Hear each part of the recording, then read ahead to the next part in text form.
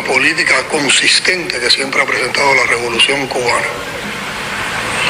bajo la dirección del general de ejército como líder histórico de nuestra revolución y la mía, y colegiado con las principales instancias del partido, el gobierno y el Estado cubano, funcionarios cubanos sostuvieron recientemente conversaciones con representantes del gobierno de los Estados Unidos para buscar por la vía del diálogo la posible solución a las diferencias bilaterales que existen entre nuestras dos naciones.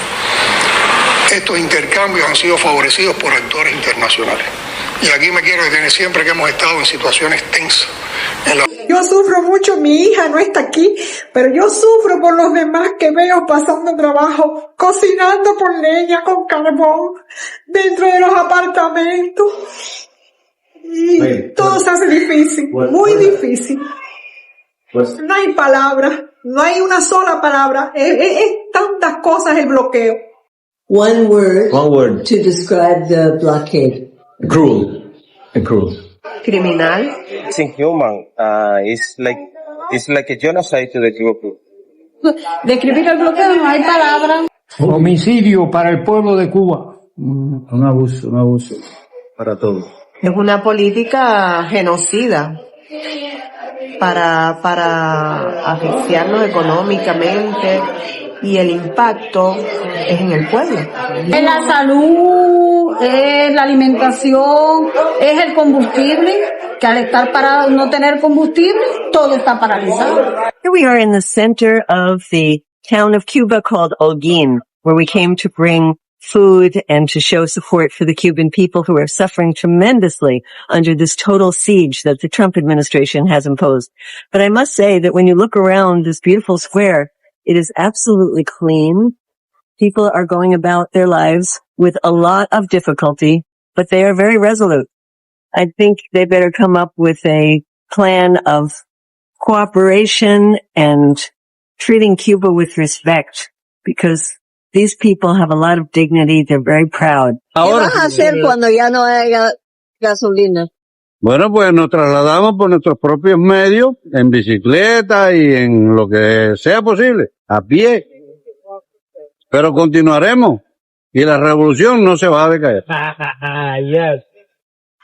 So, Cuba, the socialist republic island nation just off the coast of the United States, has confirmed today via their head of state, Miguel Diaz-Canel, announcing it on state TV, that they are in talks, the Cuban state is in talks with the United States in order to get the oil blockade imposed upon them by the United States lifted. The crippling blockade was partially in place, like it was half there already, but especially these last few months, they have seen it be tightened, along with the US sanctions already on the country. Much like the sanctions on Iran, Cuba's economy has been basically held back for decades and now is struggling, especially after Venezuela's incident, you could say. More recently, Trump tightened pressure and prevented Mexican oil and, most importantly, Venezuelan oil from reaching the country. Hospitals now in Cuba are scaling back their operations and their capacities being limited. The country's largest power station failed at one point on Wednesday, just a few days ago. Disease and hunger is rising sharply among the citizenry, and there's blackouts everywhere, including the capital, Havana. And many are relying on charitable food provided by other Latin American countries like Mexico in the north. Or is it in the west, I guess, geographically? Sorry, forgive me. No further details on the terms of the negotiations between the US and Cuba, but that's the news, and here's the analysis. A reminder, there's just 4 days left. I'm going to keep asking you to donate some charity to Gaza, Sudan, and Yemen, the civilians there. Zakat eligible. I don't take a commission. Link in my bio to go donate there. We've already raised so much money. Honestly, I'm just shocked at this point, but I'm just pushing still until, there's only 4 days left. I want the reward. You probably want the reward of, the warm fuzzy feeling, or the reward if you're a person of faith, be it Christian or Muslim. So donate. I don't think anyone has become impoverished by donating charitably. Now here's the analysis. But first, the nose needs wiping, as always. Excuse me. Cuba is in the Western Hemisphere, and during the Cold War of a few decades ago, the Soviet Union provided the vast majority of Cuban oil needs, right? Met the vast majority of their needs. You no doubt heard, for example, of the Cuban Missile Crisis, showing how closely the Soviets and the Cubans worked together at one point, even militarily. But the Soviet Union is gone now, and for the last few decades, Cuba has been strangled economically by US sanctions. But why? You may be asking, why, Baba? What has Cuba done to deserve the wrath of America? One reason I will share with you today in fair depth is the economic model perception, the perception of the economic model used in a country. Imagine you're America. You have an economic model. It's called capitalism. You promise your people that if they work hard, if they pull themselves up by the bootstraps, anyone can succeed. Anyone can become rich. It's capitalism, baby. It's not socialism, not communism. It's capitalism. And your citizens accept that. And they live chasing that dream. They live their lives accordingly, thinking this is the superior economic model. Any of us can get rich. Sounds like a win to me. It's not stacked it's not stacked against us. The rich don't stay rich and the poor stay poor. Absolutely not. There's poor people that become rich people, right? This is the dream that is sold to the common citizenry, and the citizenry buy it. But now imagine if some other model, let's say a modified variation of socialism, where capitalism exists, but nobody, no matter how rich they are, nobody is above the law. Nobody is above the common good of the people of the nation. The government says the people of the nation need to be treated well. There is a baseline, and we have a collective responsibility for each other. After a certain criteria is met, if you can innovate, if you can work harder, yes, you can get richer. Yes, there is capitalism for you. That's a modified version of socialism that hybridizes, it combines socialism and capitalism. Imagine, if you will, for a moment, a country has that economic model I just described and does it well, and uses such an alternative to the point where their citizens are super happy, super successful. By and large, the quality of living across the board is much higher. Their wealth is much higher, their savings and assets are much higher, their infrastructure across the country is superb. Now, you as America, with the initial dream that basically puts in the minds of your citizens that dream, but in reality, they see the majority of us are poor and struggling. Imagine you as America have your citizens seeing what's going on in that second socialism hybrid country, right? They're looking at, for example, let's say in this hypothetical, let's say Cuba's doing really well somehow, and they're looking at Cuba from across the water, and they're like, they're like, Johnny, what's going on over there? I'm oversimplifying, of course, and I'm not saying Cuba has a perfect economic model, far from it, but this is just an analogy to help you understand the geopolitics of why any nation, America or any other nation, would want to keep another nation with a different governance model or economic model suppressed. Why would they be hostile towards that nation? And in this case, why America is hostile towards Cuba, I'm explaining in a way that probably no one else will. America, you see, needs to keep Cuba suppressed and poor. If an alternative model for economic management, if an economic model works in Cuba that is not the American economic model, it threatens to give American citizens ideas. American citizens might think, well, hang on. Socialism is basically the state taking really good care of those. You're telling me their citizens are taken care of. There's no flaw that falls out from under them. They're actually well taken care of by the state, by and large. And then after a certain threshold, they're still allowed to get rich. That sounds like the American dream I was taught about. But it looks better there than here. What's going on? You can't have them thinking that, right? You can't have them realizing after comparing one country to another that in their country, in America, the administration is largely bought and paid for by the super wealthy who don't want a shift to socialism hybrid. They don't want a redistribution of wealth. They don't even want new wealth created by economic growth to be spread evenly. They don't want any of that. They want themselves to get exponentially richer. And if that means the poor stay poor or the poor get poorer, the middle class slips into the lower class, no problem. That's not my problem. My problem is my diamond shoes are too tight, right? My wallet is too small for my 50s. $50, 50-pound notes, $100 bills, dollar bills. That was a Friends reference, Chandler Bing. Anyway, you don't want your citizens to know that under a different economic model, success can be achieved, and it's actually looking like a superior model. You want them to believe what you taught to them, and you want things to stay as they are if you're the ultra wealthy in America. Now, zooming out one more time. There is one nation on earth that has got an alternative economic model to America, an alternative on how to run the economy, basically. And it does make, especially nowadays, Americans think twice about if their American way is the way forward, is the best way for the common citizen. And that economy is now quite clearly beyond America's ability to contain and suppress them. If they were, like Cuba, containable, suppressible, best believe America would be containing and suppressing the hell out of them. But they can't, because much like Cuba, they are a socialist state with a communist political party. But unlike Cuba, they are on the other side of the world, much bigger and much more powerful. They are China, the Middle Kingdom. Cuba is not China, though, coming back to the main topic of this video. And so for Cuba, it may make a lot of geostrategic sense to fall in line and accept some marching orders from Big Daddy in the region for the good of your people. Because being so close to great power USA as it gears up for Cold War 2.0, fighting across the Pacific with China, in that setup where America's sort of getting more aggressive or, readying up for something serious, Cuba is unlikely to be tolerated in open opposition to the United States because you're just next door. And because of your distance from China, even though you operate a lot like China, you're nestled in America's armpit. So geographically speaking, nobody's sailing to your aid anytime soon, my G. So best you fall in line. That's the assessment. That I'm not telling Cuba to fall in line, but I'm saying that may be a sound assessment. And personally, my analytical assessment is that is the only real option, because you can't dig your heels in and stand your ground. You will just be absolutely tidal wave flattened by the US. They could invade, they could bombard, they could starve your citizens to death. They don't have a problem, bruv. You think they have a problem?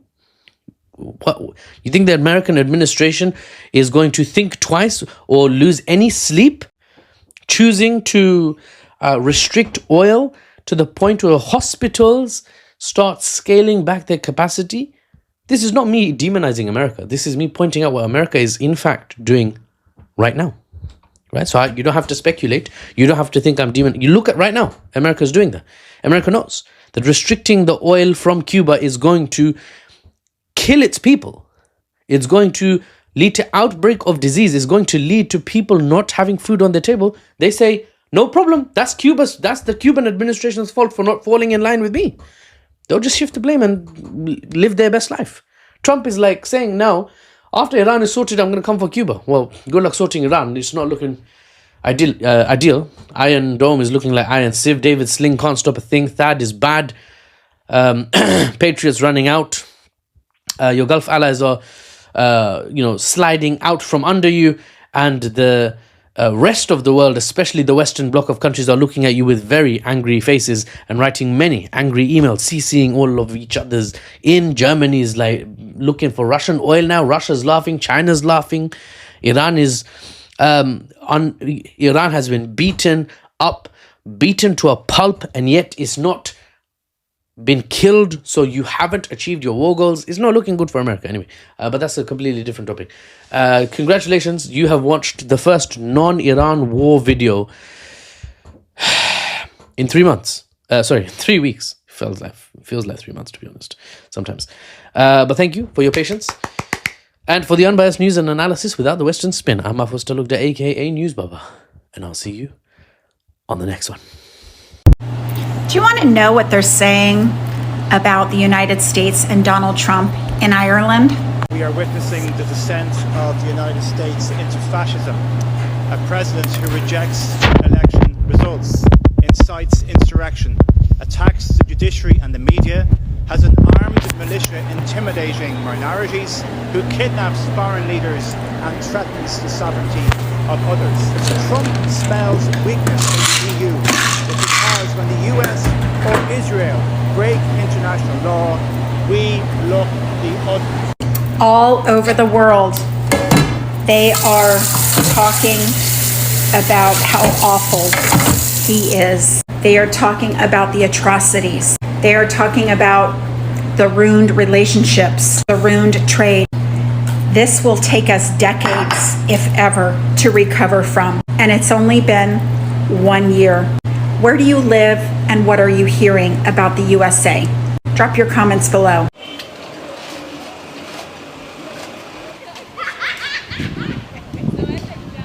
It's not just a blackout. There is no water, no electricity, no gas. There is no water because there is no electricity to run the pumps. There is no electricity, no food, no oil, no fuel, and private businesses have high prices because everything is going up now. Since they have to move their goods by truck and transport, all of this is really very bad. Cuba has officially lost power, island-wide blackouts.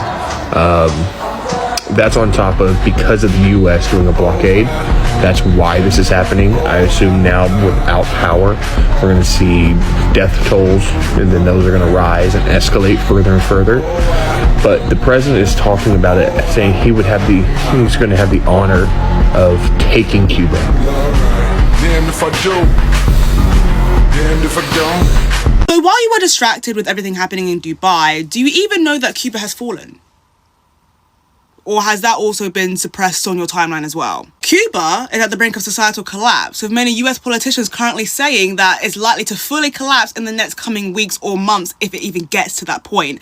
Cuba, the same country that was in the Bad Bunny song that you were also happy to sing a couple weeks ago, they really need our help. Because the US have had a trade embargo on Cuba for over 60 years, decades of restricting trade, restricting financial investments, completely draining and suppressing the country. The United States have targeted oil shipments from Cuba, have discouraged other countries like Mexico and Venezuela, stopping them from giving Cuba any oil, which, by the way, is directly contributing to the mass or fuel shortage happening right now in Cuba. Like, it's so peak. We are on the wrong side of history, guys, okay? Even the United Nations themselves have said that this embargo perpetrated by the United States worsens shortages of food, medicine, basic needs. But please, pray tell, did you even know any of this? Or is your timeline currently suppressing the fact that Cuba is falling?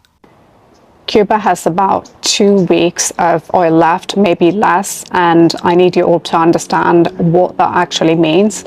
Cuba is about to become the next Gaza. In the last month alone, the US seized 5 oil tankers heading to Cuba. This is the largest naval deployment in the Caribbean since the Cuban Missile Crisis. They've got drones tracking Mexican tankers.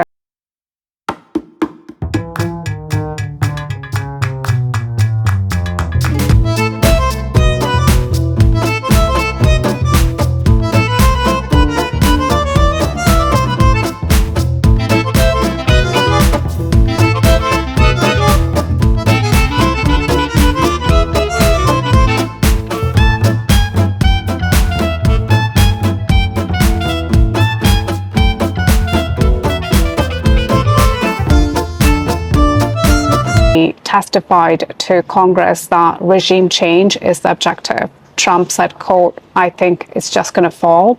They're not even hiding it anymore. But here's the thing, this has been happening for decades. Every year at the UN, 187 nations vote to condemn the US embargo on Cuba, 33 consecutive years. The most lopsided vote in UN history. It's just the US and obviously Israel voting no. And every single year, every country that votes against the embargo lets their banks enforce it anyway. Why? Because 88% of all global foreign exchange transactions touch the US dollar, because one country controls the pipes through which the world's money moves. And the US has fined foreign banks, BNP Paribas, HSBC, Societe Generale, banks from countries that oppose the embargo, over $13 billion in fines for processing Cuba-related payments. So most banks just refuse all Cuba operations now. 69% of necessary medicines are unavailable in Cuba, not scarce or not expensive, literally banned from entering the country. This is the same Cuban government that offered to send 1,500 doctors to help Americans after Hurricane Katrina. The Bush administration said no. During COVID, Cuba exported doctors across Latin America, whilst richer nations hoarded vaccines. They're literally renowned worldwide for training medical personnel and sending them to places like Palestine. Cuba has literacy rates that shame the US, and that's why the US would rather see Cuba become a concentration camp than succeed, because if Cuba thrives, it proves there is an alternative, that capitalism and imperialism and endless exploitation aren't inevitable. The Cuban government is now calling this what it is, a genocidal blockade. They're preparing emergency measures to try to keep people in nursing homes and hospitals alive, rationing plans for millions, and this is literally life or death struggle for 11 million people. So if Cuba falls, it won't be because socialism doesn't work, it will be because the largest empire in human history, run by PDFs, spent 6 decades and trillions of dollars making sure it couldn't. Remember that when you see the headlines about failed states and economic collapse. This siege is the story. Everything else is just the obituary they are writing in advance. My name is Medea Benjamin. We're very excited about getting to Cuba. It's, mixed feelings, because on the one hand, we know how much the Cuban people are suffering. We saw, at least it made some news, the fact that there was an outage of electricity on the whole island, but they've been having those kind of blackouts constantly. And people are not able to get the kind of surgeries they need. The incubators are stop functioning when there's no electricity to run even the generators. So it's a miserable situation. And we're going to say that is just not what we, the American people, want. This is not in our name. We've seen opinion polls that say that that's not what the people want. And so it's great to see all these people stepping forward to say we're going to support for the Cuban people and our 150% opposition to what Donald Trump and Marco Rubio and the cruel Congress people from Southern Florida are doing. So